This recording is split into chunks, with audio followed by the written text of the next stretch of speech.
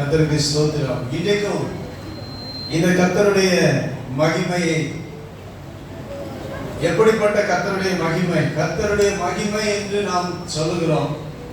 இந்த கர்த்தருடைய மகிமை எப்படி இருக்கிறது என்பதை ஒவ்வொருவரும் ஒவ்வொரு ரீதியாக அனுபவித்திருக்கிறார்கள். யாக்கோபு கர்த்தருடைய மகிமையை பார்த்த விதம் வேறு, மோசே கர்த்தருடைய மகிமையை பார்த்த விதம் வேறு, இஸ்ரவேல் ஜனங்கள் கர்த்தருடைய மகிமையை கண்ட விதம் வேறு, ஏசாயா தீர்க்கதரிசி கர்த்தருடைய மகிமையை கண்டது வேறு, சாலமோன் கர்த்தருடைய மகிமையை கண்டது வேறு. இப்படி பல விதங்களிலே தேவனுடைய மகிமையை ஜனங்கள் காணும்படியாக ஆண்டவர் கிரியை செய்து கொண்டிருக்கிறார். அல்லேலூயா, கர்த்தருக்கு மகிமை உண்டாகட்டும்.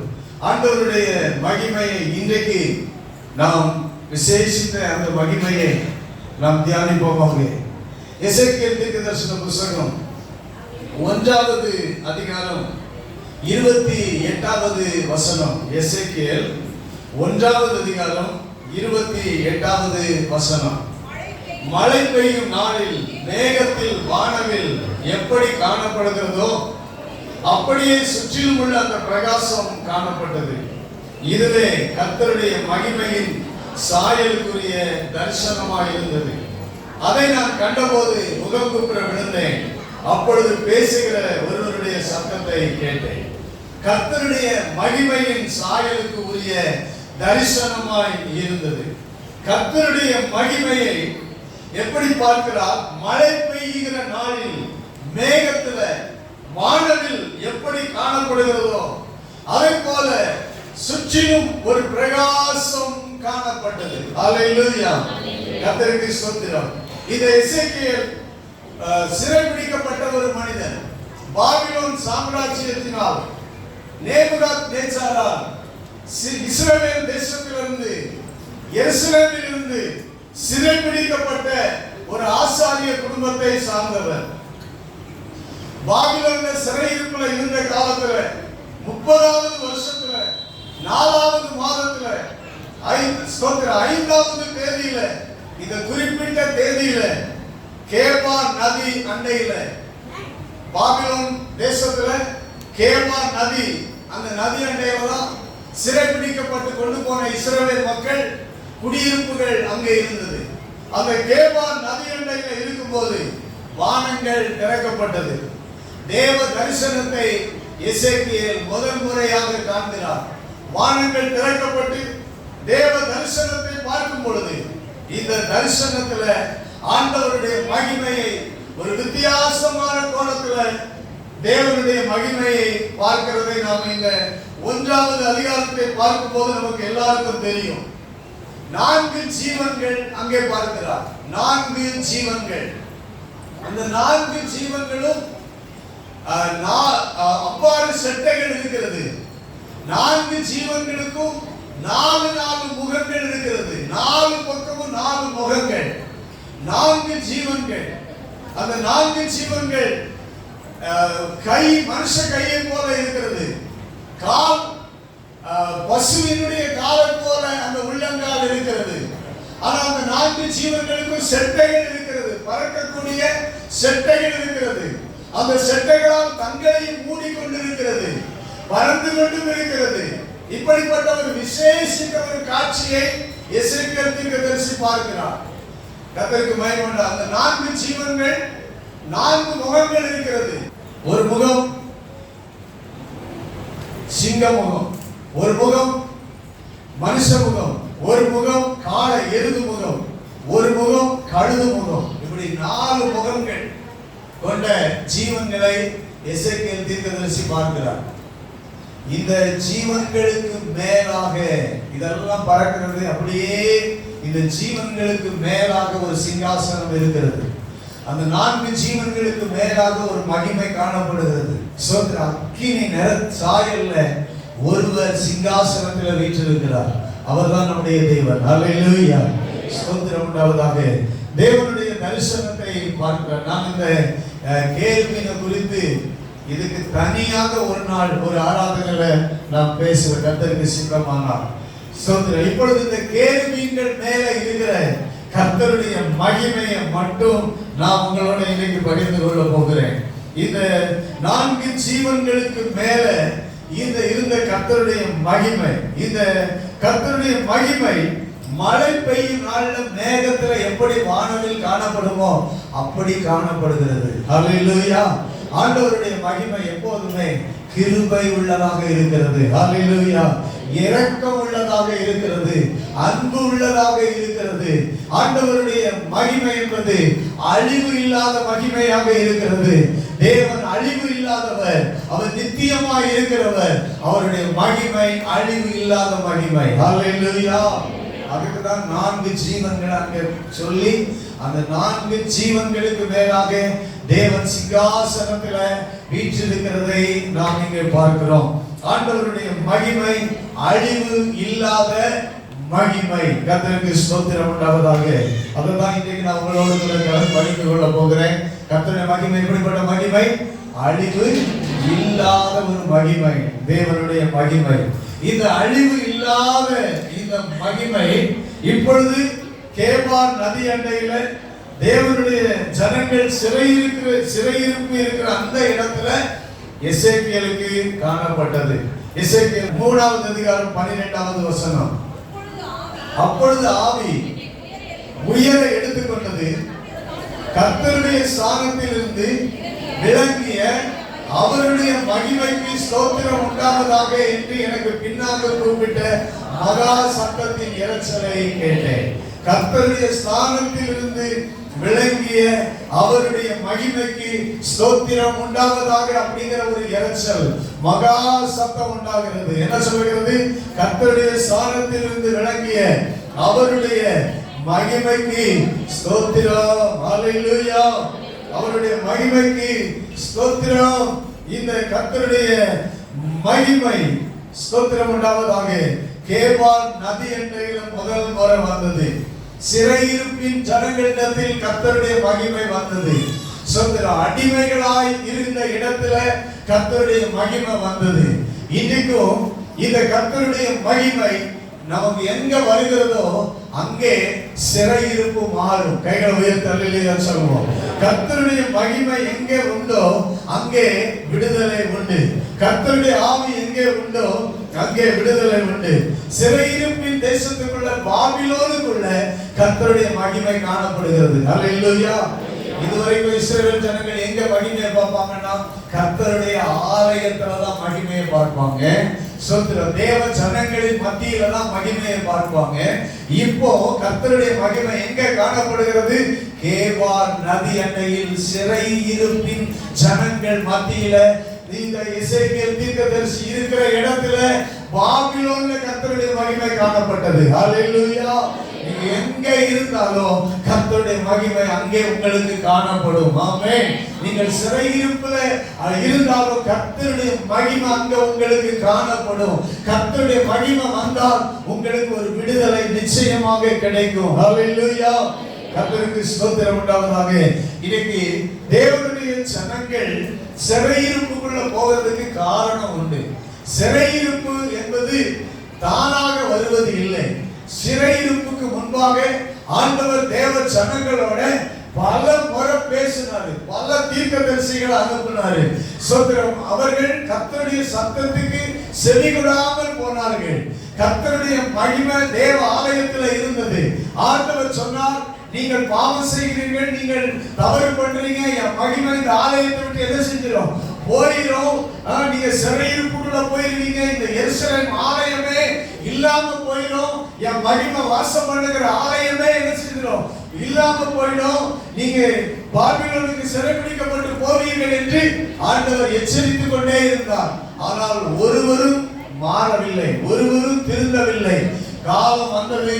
நேபுகாத்நேச்சார் ஸ்தோத்திரம் பாபிலோனின் அரசன் எருசலேமுக்கு வந்தார். எருசலேம்ல வந்து கர்த்தருடைய மகிமை இருந்த தேவ ஆலயத்தை அக்கினியினால சுட்டெரித்தார். இஸ்ரவேல் மக்கள் நம்பி இருந்த அந்த மகா பெரிய பிரம்மாண்டமான ஆலயம், கர்த்தர் வாசம் பண்ணுவேன் என்று சொன்ன அந்த ஆலயம் தீக்கு இரையாக்கப்பட்டது. கர்த்தருக்கு ஸ்தோத்திரம் உண்டாவதாக. பொன்னால் மூடப்பட்ட சோத்திரம். மகிமையால் நிரப்பப்பட்ட அந்த ஆலயத்தில் இருந்த பொன்னையும் வெள்ளியையும் அந்த நேபுகாத்நேச்சார் அந்த ஆலயத்திலிருந்து எல்லாவற்றையும் எடுத்துக்கொண்டு போனான். அந்த ஆலயத்தில் இருந்த பாத்திரங்களை எல்லாம் எடுத்துக்கொண்டு போனான். அந்த ஆலயத்தில் இருந்த மனிதர்களை எல்லாம் சிறைபிடித்துக் கொண்டு போனான். அந்த அந்த தேசத்தில் இருந்த முக்கியமான மனிதர்களை சிறைபிடித்துக் கொண்டு போனான்.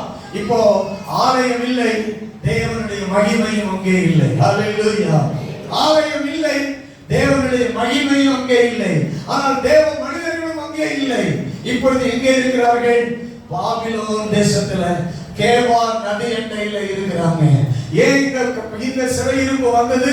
ஜனங்கள் பாவம் செய்தபடியினாலே, ஜனங்கள் அக்கிரமம் செய்தபடியினாலே மகிமை அவர்களை விட்டு போய்விட்டது. தேவ ஆலயமும் அவர்களை விட்டு நீங்கிவிட்டது. எப்போ தேவனுடைய பிள்ளைகளுடைய ஆவிக்குரிய வாழ்க்கையில மகிமை எப்போ காணப்படும்னா, பரிசுத்தம் எங்க உண்டோ அங்கதான் மகிமை காணப்படும். கைகளை உயர்த்தி அல்லேலூயா சொல்வோமாக. அக்கிரமமும் பாவமும் பெருகும் போது அது எந்த இடமா இருந்தாலும் சரி, அங்க தேவனுடைய மகிமை என்ன செய்யாது? இருக்காது. எவ்வளவு பெரிய ஆலயத்தை கட்டி வைத்தாலும் சரி, எவ்வளவு பிரம்மாண்டமான கட்டடம் இருந்தாலும் சரி, சாலமோன் கட்டின அந்த கட்டடத்துக்கு இதுவரைக்கும் உலகத்தில் அதை போல ஒரு ஆலயம் கட்டப்படவே இல்லை. அவ்வளவு பிரம்மாண்டமான ஆலயமா இருந்தாலும் சரி, ஜனங்கள் பரிசுத்தத்தை விட்டு விலகும் போது, தேவனுடைய வார்த்தையை விட்டு விலகும் போது கர்த்தருடைய மகிமை விலகி போகிறது. எனக்கு அருமையான தேவனுடைய பிள்ளைகளே, அதுக்கு அப்போதான் சிறையிருப்பே வருகிறது. நம்முடைய வாழ்க்கையில எப்போ ஒழுக்கம், எப்போ சிறையிருப்பு, எப்போ போராட்டம் வருகிறது என்றால் தேவ மகிமை இல்லாத இடத்துல நாம வாழ்ந்து கொண்டிருக்கிறோம். ஹல்லேலூயா. தேவ மகிமை அங்கே இல்லை, எனவேதான் சிறையிருப்பு வந்தது. தேவ மகிமை இருந்தால் சிறையிருப்பு மாறும். இப்போ தேவ மகிமை ஆலயத்தை விட்டு போன மகிமை இப்ப எங்க காண்கிறார்? கேபார் நதி எண்டையில எசேக்கியேல் தீர்க்கதரிசி காண்கிறார். இதைதான் நான் மறுபடியும் உங்களுக்கு சொல்லுகிறேன். சோத்திரம். நாம் இன்னைக்கு பாவத்துக்குள்ள வந்திருக்கலாம், சிறையிருப்புக்குள்ள வந்திருக்கலாம், ஆனால் தேவனுடைய மகிமை இன்னும் நம்மை தேடி வருகிறது. ஹல்லேலூயா. ஆண்டவர் இன்னும் நம்மை தேடி வருகிறார். ஆண்டவருடைய மகிமை உங்களை இன்னும் தொடர்ந்து கண்டுபிடிக்கிறது. ஆண்டவருடைய மகிமையை நீங்கள் காண ஆண்டவர் போதுமானவராக இருக்கிறார். கர்த்தருடைய மகிமையை எசேக்கியேல் தீர்க்கதரிசி இப்பொழுது பார்க்கிறார். அல்லேலூயா. கர்த்தருக்கு ஸ்தோத்திரம். ஆண்டவருடைய பிள்ளைகளே, நீங்கள் எந்த சிறையிருப்புக்குள்ள இருந்தாலும் ஆண்டவருடைய மகிமை உங்களுக்கு காணப்படும். கர்த்தர் உங்கள் மேல உதிப்பார். அவருடைய மகிமை உங்கள் மேல காணப்படும். மறுபடியும் நீங்கள் எழும்புவீர்கள். அல்லேலூயா. மறுபடியும் சிறையிருப்பு மாறும். மறுபடியும் உங்கள் மேலான உன்னத நிலைமைக்கு வருவீர்கள். கர்த்தருக்கு ஸ்தோத்திரம். ஆண்டவர் சொன்னார், இஸ்ரவேல் ஜனங்கள் சிறையிருப்புக்கு போறதுக்கு காரணம் அவர்களுடைய அருவருப்புகள், அவருடைய அக்கிரமங்கள், அவருடைய மீறுதல்கள். சோத்திரம். அழிவில்லாத மகிமையை சோத்திரம் உண்டாவதாக மகிமை விலகி போயிடுச்சு. ஹல்லேலூயா. அதை அழிக்க முடியாது. கைகளை உயர்த்தி ஆமென் சொல்லுங்க. நான் சொல்கிறேன், ஆலயத்தை இடிக்கலாம், ஆலயத்தை அழிக்கலாம், சோத்திரம், ஜனங்களை அழிக்கலாம், ஆனால் கர்த்தருடைய மகிமையை அழிக்க முடியாது. அல்லேலூயா சொல்லுங்க. அல்லேலூயா. அது விலகி தான் போகுது தவிர அந்த கர்த்தருடைய மகிமையை யாரும் அழிக்க முடியாது. அழிவு இல்லாதது கர்த்தருடைய மகிமை. கர்த்தருக்கு ஸ்தோத்திரம் உண்டாவதாக. அல்லேலூயா. அது எந்த இடத்திலும் ஆண்டவர் இருக்க முடியும் அந்த மகிமையினால. கர்த்தருக்கு மகிமை உண்டாவதாக. ரோமருக்கு எழுதினதான நிருபம் 1வது அதிகாரம், ரோமருக்கு எழுதினதான நிருபம் 1வது அதிகாரம், கர்த்தருக்கு ஸ்தோத்திரம், 23வது வசனம். அழிவு இல்லாத தேவனுடைய மகிமையை அழிவுள்ள மனுஷர்கள், பறவைகள், மிருகங்கள், ஊரும் பிராணிகள் ஆகிய இவைகளுடைய ரூபங்களுக்கு ஒப்பாக மாற்றினார்கள் என்று எழுதியிருக்கிறது. அழிவு இல்லாத இந்த தேவனுடைய மகிமையை அழிவு உள்ள மனுஷர்கள், மனுஷர்கள் எல்லாரும் அழிவு உள்ளவர்கள், அடுத்து அழிவுள்ள பறவைகள், அழிவுள்ள மிருகங்கள், அழிவுள்ள ஊரும் பிராணிகள் ஆகிய இவைகளுடைய ரூபங்களுக்கு ஒப்பாக மாற்றினார்கள். கர்த்தருக்கு ஸ்தோத்திரம். தேவனை சிருஷ்டிகரை தொழுது சேவியாமல், 25வது வசனத்துல சிருஷ்டிகரை தொழுது சேவியாமல் சிருஷ்டியை தொழுது சேவித்தார்கள். சிருஷ்டிகர் ஒருவர் தான் என்றென்றைக்கும் ஸ்தோத்தரிக்கப்பட்டவர். அல்லேலூயா. ஸ்தோத்திரம் உண்டாவதாக. சிருஷ்டிகளை தொழுது கொள்ளக்கூடாது. ஆனால் இஸ்ரவேல் மக்கள் சிருஷ்டிகளை தொழுது கொள்ளாமல் சிருஷ்டிகளை தொழுது கொண்டார்கள். தேவனுடைய ரூபத்தை, அழிவில்லாத மகிமையை அழிவுள்ள ரூபத்துக்கு மாற்றினார்கள். கர்த்தருக்கு ஸ்தோத்திரம். அதெல்லாம் நீங்க கவனிக்கணும். அழிவில்லாத தேவனுடைய மகிமையை அழிவு உள்ள பறவைகள் ரூபத்துக்கு மாற்றினாங்க, மிருகங்கள் ரூபத்துக்கு மாற்றினாங்க, மனுஷர்களுடைய ரூபத்துக்கு மாற்றினாங்க. ஆண்டவருடைய மகிமையை அவர்கள் இழந்து போனாங்க. அல்லேலூயா. அழிவில்லாத தேவனுடைய மகிமையை நாம் இழந்து போகாமல் தேவனுடைய மகிமை நம்மிலே காணப்பட நம்மை ஒப்புக் கொடுப்போமாக. அல்லேலூயா. கர்த்தருக்கு ஸ்தோத்திரம். ஏசாயா தீர்க்கதரிசன புத்தகம் 40வது அதிகாரம். ஏசாயா தீர்க்கதரிசன புத்தகம் 40வது அதிகாரத்துக்கு திருப்பிக் கொள்வோமாக. 40வது அதிகாரம். கர்த்தருக்கு ஸ்தோத்திரம். 18வது வசனத்தில் இருந்து வாசிங்கள். இப்படி இருக்க தேவனை யாருக்கு ஒப்பிடுவீர்கள்? எந்த சாயலை அவருக்கு ஒப்பிடுவீர்கள்? தட்டான் ஒரு சுரூபத்தை வார்க்கிறான், பொன் தகட்டால் அதை மூடி அதற்கு வெள்ளி சங்கிலிகளை பொருந்த வைக்கிறான். சில மரத்தை சுரூபமா செய்கிறான். கர்த்தருக்கு ஸ்தோத்திரம் உண்டாவதாக. ஆனால் இவைகள் எல்லாமே கர்த்தருக்கு ஸ்தோத்திரம் உண்டாவதாக. பாருங்க 25வது வசனம். இப்படி இருக்க என்னை யாருக்கு ஒப்பிடுவீர்கள்? எனக்கு யாரை நிகராக்குவீர்கள் என்று பரிசுத்தர் சொல்லுகிறார். உங்கள் கண்களை ஏறெடுத்து பாருங்கள். அவைகளை சிருஷ்டித்தவர் யார்?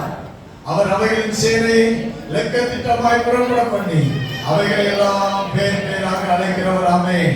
அவருடைய மகா பலத்தினாலும் அவருடைய மகா வல்லமையினாலும் அவைகளில் ஒன்றும் குறையாமல் இருக்கிறது. அல்லேலூயா. அவர் வானங்களை பரப்பினவர், பூமியை உண்டாக்கினவர், ஸ்தோத்திரம். பூமியின் மேல் வீற்றிருக்கிறவர். கர்த்தருக்கு ஸ்தோத்திரம். எல்லாவற்றையும் நட்சத்திரங்களை பெயர் சொல்லி அழைத்தவர். ஸ்தோத்திரம். லெக்க திட்டமாய் எல்லாவற்றையும் அழைத்திருக்கிறவர், ஒன்றும் குறையாமல் வைத்திருக்கிறவர். இந்த தேவனுக்கு எதையுமே ஒப்பிட முடியாது. நம்முடைய தேவன் அழிவு இல்லாதவர். கைகளை உயர்த்தி அல்லேலூயா சொல்லுவோம். அல்லேலூயா. ஏசாயா 42வது அதிகாரம் 8வது வசனத்தை வாசிக்கும் போது, நான் கர்த்தர், இது என் நாமம், என் மகிமையை வேறு ஒருவருக்கும், என் துதியை விக்கிரகங்களுக்கும் கொடை. அல்லேலூயா. ஆண்டவருடைய மகிமை வேற யாருக்கும் அவர் என்ன செய்ய போறது இல்லை, கொடுக்கிறது இல்ல. எந்த மனுஷனுக்கும் கர்த்தருடைய மகிமையை கொடுக்கிறது இல்ல. அழிவில்லாத மகிமையை எந்த மனுஷனும் பெற முடியாது. சொல்லுங்க. அழிவில்லாத மகிமையை எந்த மனுஷனும் என்ன செய்ய முடியாது, பெற முடியாது. அழிவில்லாத மகிமையை எந்த விக்கிரகத்துக்கும் ஆண்டவர் கொடுக்க மாட்டார், எந்த சுரூபத்துக்கு கொடுக்க மாட்டார், எந்த உருவத்துக்கு கொடுக்க மாட்டார். ஸ்தோத்திரமாக. என் மகிமையை வேறு ஒருவருக்கு கொடே, என் துதியை விக்கிரகங்களுக்கும் கொடே என்று ஆண்டவர் சொல்லி இருக்கிறார். இப்போ ஜனங்கள் தேவனுடைய மகிமையை விக்கிரகங்களுக்கு கொண்டு வந்ததுனாலதான் ஆண்டவருடைய மகிமை தேவனுடைய ஆலயத்தை விட்டு விலகி போயிடுச்சு. அதுதான் இன்னைக்கு அருமையான தேவனுடைய பிள்ளைகளை இதை எசேக்கியேல் தீர்க்கதரிசன புத்தகத்துல இன்னும் நம்ம கொஞ்சம் ஆழமா நம்ம தியானிக்க போகிறோம். எசேக்கியேல் புத்தகம் 8வது அதிகாரம் 3வது 4வது வசனங்கள். எசேக்கியேல் 8வது அதிகாரம் 3-4 வசனங்கள். கை போல் தோன்றினதை நீட்டி என் தலைமையை பிடித்து என்னை தூக்கினார். ஆவியானவர் பூமிக்கும் வானத்துக்கும் நடுவே கொண்டு போய் தேவ தரிசனத்துல என்னை எருசலேம்ல வடதிசைக்கு எதிரான உள்வாசலின் நடையில விட்டார். எங்க இருக்கிறார் எசேக்கியேல்? கேபார் நதியில பாபிலோன் தேசத்துல சிறையிருப்பின் நடுவில் இருக்கிறாரு. இப்போ இவர் எங்க ஆண்டவர் கொண்டு போகிறார்? எங்க கொண்டு போறாரு? எருசலேமுக்கு கொண்டு போறார். எருசலேம்ல ஸ்தோத்திரம் வடதிசைக்கு எதிரான உள்வாசலின் நடையில கொண்டு போய் விடுகிறார். அங்கே எரிச்சல் உண்டாக்குகிற விக்கிரகத்தின் ஸ்தானம் இருந்தது. தேவனுடைய ஆலயத்தினுடைய உள்வாசல்ல எரிச்சல் உண்டாக்குகிற விக்கிரகத்தின் ஸ்தானம் இருந்தது. கர்த்தருக்கு ஸ்தோத்திரம். 4வது வசனத்துல இதோ நான் பள்ளத்தாக்கில் கண்டிருந்த தரிசனத்துக்கு சரியாய் இஸ்ரவேலின் மகிமை, தேவனுடைய மகிமை அங்கே விளங்கினது. சோதரர் 5வது வசனம், அவர் என்னை பார்த்து மனுபுத்திரனே உன் கண்களை ஏறெடுத்து வடக்க பார் என்றார். அப்பொழுது நான் என் கண்களை ஏறெடுத்து வடக்கை பார்த்தேன். இதோ பலிபீடத்தின் வாசலுக்கு வடக்கை பார்த்தேன். நடையிலே எரிச்சல் உண்டாக்குகிற அந்த விக்கிரகம் இருந்தது. கர்த்தருக்கு ஸ்தோத்திரம். அல்லேலூயா. எரிச்சல் உண்டாக்குகிற அந்த விக்கிரகம் இருந்தது. ஆண்டவரை எரிச்சல் உண்டாக்குகிறது எதுனா விக்கிரகம். கவனிங்கள், தேவனை எரிச்சல் படுத்துகிறது எது? விக்கிரகம். தேவனை எரிச்சல் உண்டாக்கும். தேவனுடைய ஆலயத்தினுடைய அந்த வட பக்கத்துல, தேவ ஆலயத்துல, பலிபீடத்தின் வலது புறத்துல, வடக்கு அந்த இடத்துல எரிச்சல் உண்டாக்குகிற விக்கிரகம் இருந்தது. எசேக்கியேலுக்கு இப்ப அதை ஏன் அதை பார்க்கிறார் என்றால், இதனால்தான் தேவாலயம் என்ன செய்வது? அழிந்தது. இதனால்தான் ஜனங்கள் சிறையிருப்புகள் என்ன செய்தாங்க? வந்தாங்க அப்படிங்கிறது ஆண்டவர் காண்பிக்கிறார். கர்த்தருக்கு ஸ்தோத்திரம் உண்டாவதாக. அல்லேலூயா. ஆமென். அடுத்த வசனத்துல அவர் என்னை நோக்கி மனுபுத்திரனே அவர்கள் செய்கிறதை காண்கிறாயா? என் பரிசுத்த ஸ்தலத்தை விட்டு என்னை தூரமாய் போக பண்ணும்படியான என்னை இந்த ஸ்தலத்தை விட்டு என்னையே என்ன செஞ்சு தூரமாய் போக பண்ணும்படியான இஸ்ரவேல் வம்சத்தார் இங்கே செய்கிற மிகுந்த அருவருப்புகளை காண்கிறாய் அல்லவா? இதிலும் அதிக அருவருப்புகளை இன்னமும் காண்பாய் என்று சொல்லி பிரகாரத்தின் வாசலுக்கு அவர் என்னை கொண்டு போனாராம். அப்பொழுது அந்த அருவருப்பை பார் என்று சொன்னாராம். 10வது வசனத்தை பாருங்கள், வாசியுங்கள். நான் உள்ளே போய் பார்த்தபோது இதோ சகலவித ஊரும் பிராணிகளும் அருவருப்பான மிருகங்களும் ஆகிய இவைகளின் சுரூபங்களும் இஸ்ரவேல் வம்சத்தாருடைய நரகலான சகல விக்கிரகங்களும் சுவரில் சுற்றிலும் சித்திரம் தீட்டப்பட்டு இருந்தன. கர்த்தருக்கு ஸ்தோத்திரம். அந்த தேவ ஆலயத்துல எசேக்கியேல் பார்க்கிறாரு, எல்லா சித்திரம் தீட்டப்பட்டிருக்கிறது சுவர்ல எல்லாம். அந்த சுவர்ல என்ன இருக்குது? சகலவித ஊரும் பிராணிகளுடைய படங்கள், அருவருப்பான மிருகங்களுடைய சுரூபங்கள், நரகலான சகல விக்கிரகங்களும் சுவர்ல எல்லாம் சுற்றிலும் சித்திரம் தீட்டப்பட்டு இருக்கிறது. இந்த நரகல் என்கிற வார்த்தையை இந்த எசேக்கியேல் 50-60 முறையில ஆண்டவர் உபயோகப்படுத்தி இருக்கிறார். விக்கிரகத்துக்கு கவனிக்கிறீங்களா? விக்கிரகத்துக்கு தேவன் ஒன்றை கூட்டி சேர்த்திருக்கிறார். நரகலான விக்கிரகங்கள். அருமையான தேவனுடைய பிள்ளைகளை, அவ்வளவு தேவன் அதை அருவருக்கிறார், அவ்வளவு அதை வெறுக்கிறார், அவ்வளவு அந்த விக்கிரகத்துக்கு ஆண்டவர் விக்கிரகத்துக்கு மேல அவ்வளவு எரிச்சல் அடைகிறார். கைகளை உயர்த்தி ஆமென் சொல்லுவோம். அல்லேலூயா. ஸ்தோத்திரம். எரிச்சல் உண்டாக்குகிற விக்கிரகம், எரிச்சல் உண்டாக்குகிற சொரூபம், எரிச்சல் உண்டாக்குகிறதான அந்த எல்லாம் நரகலான விக்கிரகம். இந்த நரகலான விக்கிரகத்தினாலதான் தேவ மகிமை இழந்து போனார்கள். நம்முடைய வாழ்க்கையில தேவனுடைய மகிமையை நாம காணப்படணும்னா விக்கிரகத்துக்கு விலகணும். கைகளை உயர்த்தி அல்லேலூயா சொல்லுவோம். அல்லேலூயா, அல்லேலூயா. அந்த பாருங்க 14வது வசனத்துல அந்த விக்கிரகங்களுக்கு முன்பாக நின்றார்கள். தூப கலசத்தை பிடித்துக் கொண்டு தூப வர்க்கத்தினால் மிகுந்த புகை எழுதிச்சான். அந்த விக்கிரகங்களுக்கு சுரூபங்களுக்கு என்ன பண்ணாங்க? புகை போட்டாங்க, தூபம் போட்டாங்க, தூபம் போட்டாங்க. சோத்திரம். இன்னைக்கு அதான் இன்னைக்கு உலகத்துல நடந்துகிட்டு இருக்குது. விக்கிரகங்களுக்கு என்ன போடுறாங்க? தூபம் போடுறாங்க. தூப வர்க்கம் புகை எழும்புகிறத அடுத்து 12வது வசனத்துல சொல்லுகிறார், அந்த காலத்தில் அவரவர்கள் தங்கள் விக்கிரகங்களின் சித்திர வினோதங்கள் அறவைகளில் செய்கிறதை நீ கண்டாயா? கர்த்தர் எங்களை பார்க்கிறதில்லை, கர்த்தர் எங்கள் தேசத்தை கைவிட்டார் என்று சொல்லுகிறார்களே. எல்லா வீட்டிலையும் அறைக்குள்ள என்ன இருக்குதாம்? எல்லாருடைய வீட்டிலையும் அறைக்குள்ள என்ன இருக்குதாம்? சித்திர வினோதங்கள், சித்திர வினோதங்கள், விக்கிரகங்களில் சித்திர வினோதங்கள் இருக்கிறதா? பார்த்தா இது வினோதமா இருக்குது பார்க்கிறதுக்கு. வினோதங்கள், சித்திர வினோதங்கள். ஸ்தோத்திரம் உண்டாவதாக. விக்கிரகங்களை இன்னைக்கு வினோதங்களாக உண்டாக்கி இருக்கிறார்கள். அடுத்து இன்னும் பார்த்தீங்கன்னா கர்த்தருக்கு ஸ்தோத்திரம். 14வது வசனத்தினுடைய கடைசி வார்த்தையை நான் சொல்ல விரும்புகிறேன். ஸ்தோத்திரம். கிழக்க இருக்கும் சூரியனை நமஸ்கரித்தார்களாம். கிழக்க இருக்கிற சூரியன் என்ன பண்ணாங்களா? ஆலயத்துக்கு வந்துட்டு கிழக்க இருக்கிற சூரியனை நமஸ்கரித்தாங்களாம். ஆண்டவர் உண்டாக்கினவைகளை நமஸ்கரித்தார்களாம். அன்மையான தேவனுடைய பிள்ளைகளை, இதுதான் கர்த்தரை எரிச்சல் உண்டாச்சு. ஆண்டவருக்கு மகிமை உண்டாவதாக. தேவனுடைய மகிமை அழிவில்லாதது. கைகளை உயர்த்தி அல்லேலூயா சொல்வோம். அல்லேலூயா. தேவனுடைய மகிமை எப்படிப்பட்டது? அழிவு இல்லாதது. அவருடைய மகிமையை சோதரர் எந்த விக்கிரகத்துக்கும் ஒப்பிட முடியாது, எந்த சாயலுக்கு நிகராக்க முடியாது சோதரர். எனவே இந்த அழிவில்லாத மகிமைக்கு அழிவுள்ள விக்கிரகங்களை உண்டாக்க முடியாது. உண்டாக்கினாலும் அதுக்கு ஒண்ணுமே கிடையாது. கர்த்தருக்கு ஸ்தோத்திரம். அப்படி உண்டாக்கும் போது கர்த்தருடைய மகிமை நம்ம விட்டு விலகி போயிடும். விக்கிரகத்தை வழிபடும் போது கர்த்தருடைய மகிமை நம்ம விட்டு என்ன செய்யறோம்? விலகி போயிடும். விக்கிரகத்துக்குள்ள நம்முடைய வாழ்க்கையை ஸ்தோத்திரம் அனுமதிக்க கூடாது. அதனால தான் ஆண்டவர் சொன்னார், இப்பொழுது இப்படிப்பட்ட அருவருப்புகள் தேவ ஆலயத்தில் உண்டு, எனவே நான் விலகி போயிட்டேன். அல்லேலூயா. கர்த்தருக்கு ஸ்தோத்திரம் உண்டாவதாக. எனவேதான் ஸ்தோத்திரம் விலகி போனது கர்த்தருடைய மகிமை. 10வது அதிகாரம் 9வது அதிகாரத்தை நீங்க ஸ்தோத்திரம் வீட்டில போய் இன்னும் தொடர்ந்து இந்த அதிகாரங்களை வாசித்து பார்க்கும் பொழுது கர்த்தருக்கு ஸ்தோத்திரம். நான் 2 காரியங்களை 9வது அதிகாரத்திலேயோ 10வது அதிகாரத்திலே நான் உங்களுக்கு காண்பிக்க விரும்புகிறேன். இப்போ 9வது அதிகாரத்துல 4வது வசனத்தை மட்டும் வாசிப்போம். 4வது வசனம், கர்த்தர் அவனை நோக்கி 3வது வசனத்துல இருந்து வாங்க. அப்பொழுது 3வது வசனம், அப்பொழுது இஸ்ரவேலின் தேவனுடைய மகிமை கேருபீன்கள் மேலிருந்து எழுப்பி ஆலயத்தின் வாசற்படியில் வந்து சணல் அங்கீகரித்த அறையிலே கணக்கனுடைய மைக்கூட்டை வைத்திருக்கிற புருஷனை கூப்பிட்டு, இப்ப எங்க கர்த்தருடைய மகிமை வருது? ஆலயத்தினுடைய வாசற்படியில வருது.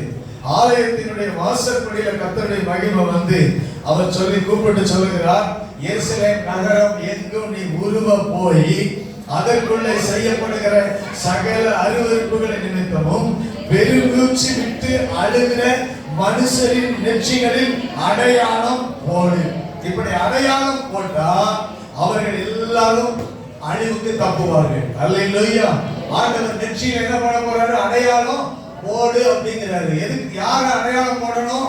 இஸ்ரவேலில் நடக்கிற இப்படிப்பட்ட விக்கிரக அருவருப்புகள் நிமித்தம் யார் யாரெல்லாம் பெருமூச்சு விட்டு அழுகிறாங்களோ, ஐயோ இந்த ஜனங்கள் விக்கிரகங்களை வழிபடுகிறார்களே, தேவனை வழிபடாமல் அருவருப்பான விக்கிரகங்களை வழிபடுகிறார்களே, தேவ ஆலயத்துக்குள்ளே விக்கிரகங்களை கொண்டு வந்துட்டாங்களே, வீடுகளுக்குள்ள விக்கிரகங்களை வைத்திருக்கிறார்களே என்று யார் யார் பெருமூச்சு விட்டு அழுகிறார்களோ அவர்களுடைய நெற்றிகளிலே முத்திரை போடு என்று ஆண்டவர் சொல்லுகிறார். அல்லேலூயா. ஸ்தோத்திரம் உண்டாவதாக. இன்னைக்கு நான் சொல்லுகிறேன், விக்கிரகங்களுக்காக இதுபடிப்பட்ட விக்கிரக ஆராதனை நிறைந்த இந்த தேசத்துல விக்கிரகங்களுக்குள்ள தேவ பிள்ளைகள் இன்னைக்கு விக்கிரக ஆராதனைக்குள்ள போகிறாங்களே, அழுகிறவர்களுடைய நெற்றிகளை ஆண்டவர் முத்திரை போட போகிறார். அல்லேலூயா. ஸ்தோத்திரம். பெருமூச்சு விட்டு அழுகிற அவருடைய நெற்றிகளை அடையாளம் போடு.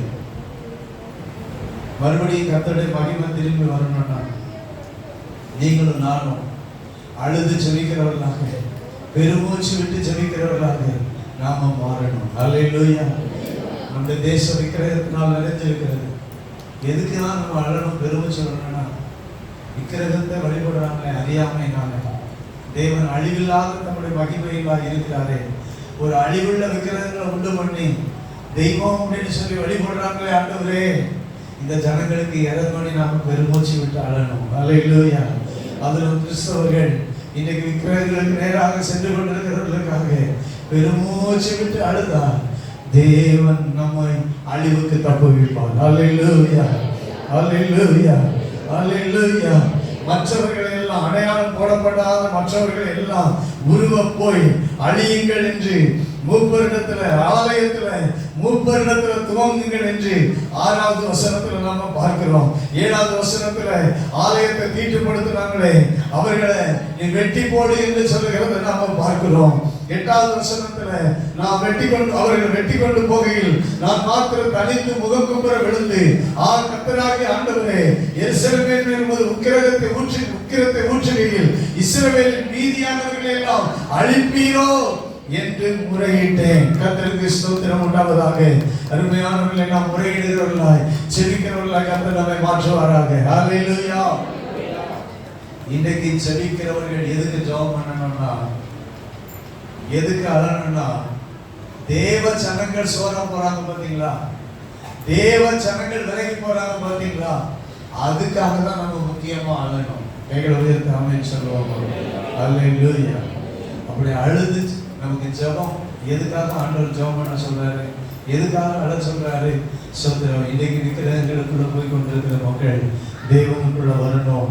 அதுக்காக நாம் அழுது ஜெபம் பண்ணும்போது ஆண்டவர் நம்மை காப்பாற்றுவார். அல்லேலூயா. இந்த 10வது அதிகாரத்துல ஸ்தோத்திரம் உண்டாவதாக. நாம் மறுபடியும் வருவோம். நீ கை அந்த அக்கினி தழலை எடுத்து அந்த இடத்துல ஜனங்கள் மேல இறை அப்படின்னு சொல்லப்படுகிறது. அப்பொழுது 3வது வசனமும் 4வது வசனமும் வாசிப்போம். அப்பொழுது அந்த புருஷன் உள்ளே பிரவேசிக்கையில் கேருபீன் ஆலயத்தின் வலது புறத்தில் நின்றது. கேருபீன்கள் ஆலயத்தினுடைய வலது புறத்தில் நின்றது. ஒரு மேகம் உட்பிரகாரத்தை நிரப்பிற்று. கர்த்தருடைய மகிமை கேருபீன் மேல் இருந்து எழும்பி, இப்ப கேருபீன் மேல இருந்த கர்த்தருடைய மகிமை எங்க வருது? ஆலயத்தின் வாசற்படியில வருகிறது. அல்லேலூயா. தேவன் கேருபீன்களின் மேல சிங்காசனத்துல இருக்கிற அந்த மகிமை எங்க இருந்து? வாசற்படியில வந்தது. ஆலயம் மேகத்தினால நிறைந்திருந்தது. பிரகாரமும் கர்த்தருடைய மகிமையின் பிரகாசத்தினால நிரப்பிற்று. கர்த்தருக்கு ஸ்தோத்திரம் உண்டாவதாக. ஸ்தோத்திரம். இன்னும் அடுத்து நாம வாசிக்கும் போது கர்த்தருக்கு ஸ்தோத்திரம் உண்டாவதாக. 18வது வசனத்தை வாசிப்போம். கர்த்தருடைய மகிமை ஆலயத்தின் வாசற்படியை விட்டு புறப்பட்டு கேருபீன்கள் மேல் நின்றது. இந்த அதிகாரத்துல முதல்ல கேருபீன்கள் மேல நின்ற மகிமை எங்க வந்தது? கர்த்தருடைய ஆலயத்தின் வாசற்படியில வந்தது. இப்போ வாசற்படியில இருந்து மறுபடியும் எங்க போயிடுச்சு? கேருபீன்கள் மேல போயிடுச்சு. தேவன் வாசம் பண்ணுகிற அந்த கேருபீன்கள் மேல கர்த்தருடைய மகிமை போயிடுச்சு. எப்போ எதனால போயிடுச்சு? கர்த்தருக்கு ஸ்தோத்திரம் உண்டாவதாக. அந்த அக்கினியை எடுத்து இறைச்சாச்சு. அல்லேலூயா. அழிவு வந்தது, அழிவு வந்தது, நியாய தீர்ப்பு வந்தது. கர்த்தருக்கு ஸ்தோத்திரம் உண்டாவதாக. ஆமென். அல்லேலூயா. கர்த்தருக்கு ஸ்தோத்திரம் உண்டாவதாக. அழிவு வந்தது, அதுதான் நாம இங்க பார்க்கிறோம். நியாய தீர்ப்பு வந்தது. இப்ப கர்த்தருடைய மகிமை விலகி போயிடுச்சு. அல்லேலூயா. அல்லேலூயா. அல்லேலூயா. ஸ்தோத்திரம். எனக்கு அருமையான தேவனுடைய பிள்ளைகளை நீங்க வாசிக்கும் போது உங்களுக்கு புரியும். இந்த அக்கினியை கேருபீன்கள் கொண்டு வந்து அந்த ஒரு மனுஷன் அவருடைய கையில கொடுத்து இறக்க வைத்தது. ஸ்தோத்திரம். இதையே தான் வெளிப்படுத்தின விசேஷத்துல பார்க்க முடியும். அல்லேலூயா. கேருபீன்கள் என்ன பண்ணும்? அக்கினியை எடுத்து என்ன பண்ணும்? கொடுக்கும். அதே போல ஏசாயா தீர்க்கதரிசன புத்தகத்துல 6வது அதிகாரத்துல பார்க்கிறோம். ஒரு மனிதனை தொடுவதற்கு ஆண்டவர் ஏசாயா நாவை தொடுவதற்கு என்ன வந்தது? கேருபீன்களில் ஒருவன் என்ன அக்கினி தழலை கொரட்டாவை எடுத்துக்கொண்டு வந்து ஏசாயா நாவை தொட்டான். கர்த்தருக்கு ஸ்தோத்திரம். தேவ மகிமை இருக்கிற இடம் என்ன இருக்குது? அக்கினி இருக்கிறது. அந்த கேருபீன்கள் மத்தியில தேவன் மகிமையாய் வாசம் பண்ணி கொண்டிருக்கிறார். அங்க இருந்த அக்கினி ஒரு மனுஷனுடைய நாவை பரிசுத்தப்படுத்தி தொடுகிறது. அங்க இருக்கிற அக்கினி அருவருப்புகள் செய்கிற மனிதர்களை அழிக்கிறது. ஒருவனை பரிசுத்தப்படுத்துகிறது, ஒருவன் என்ன செய்கிறது? அருவருப்புகளிலேயே விக்கிரகத்திலே வாழ்கிற மனிதனை அது ஒன்றும் இல்லாமல் ஆக்குகிறது. எனவே நாம் புரிந்து கொள்ள வேண்டும், தேவனுடைய மகிமை ஸ்தோத்திரம் உண்டாவதாக. மகிமை இறங்கி வந்த மகிமை இப்பொழுது வாசற்படியை விட்டு என்ன செய்துச்சு? எங்க போயிடுச்சு? கேருபீன்கள் மேல போயிடுச்சு. அல்லேலூயா. அல்லேலூயா. அல்லேலூயா.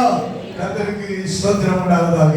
இதற்கெல்லாம் காரணம் என்னன்னா அசுத்தம், அருவருப்பு, விக்கிரக ஆராதனை. எனவே இன்றைக்கு கர்த்தருடைய மகிமை நம்ம விட்டு விலகி போகாமல் இருப்பதற்கு விக்கிரகங்களுக்கும் விக்கிரக ஆராதனைகளுக்கும் நாம் விலகி இருக்க ஆண்டவர் நமக்கு உதவி செய்வாராக. அல்லேலூயா. கர்த்தருக்கு ஸ்தோத்திரம் உண்டாவதாக. இப்பொழுது எசேக்கியேல் தீர்க்கதரிசன புத்தகம் 43வது அதிகாரம் 2வது வசனத்தில் இருந்து, இதோ இஸ்ரவேலின் தேவனுடைய மகிமை கீழ் திசையிலிருந்து வந்தது. அவருடைய சத்தம் பெருவெள்ளத்தின் இரைச்சலை போல இருந்தது. அவருடைய மகிமையினால் பூமி பிரகாசித்தது. இப்ப மறுபடியும் கர்த்தருடைய மகிமை மேல இருந்து வருகிறது. கீழ் திசையிலிருந்து கர்த்தருடைய மகிமை வருகிறது. அந்த மகிமை வரும்போது 3வது வசனத்தில் அது பூமி மகிமையினால பிரகாசித்தது. அவருடைய மகிமையினால பூமியே என்ன செய்ததா? பிரகாசித்தது. திரும்பி வருகிற தேவ மகிமை. ஹல்லேலூயா.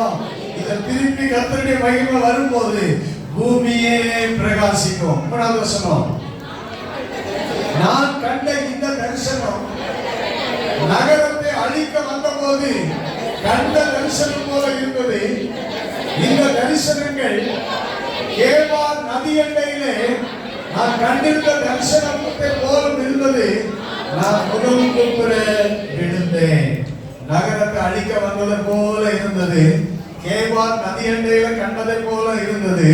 நாலாவது வசனம், கர்த்தருடைய மகிமை கீழ் திசைக்கு எதிரான வாசல் வழியாக ஆலயத்துக்குள் பிரவேசித்தது. கீழ் திசைக்கு எதிரான மேல் திசையில் இருந்து கர்த்தருடைய ஆலயத்துக்குள்ள மகிமை மறுபடியும் பிரவேசித்தது. ஹல்லேலூயா.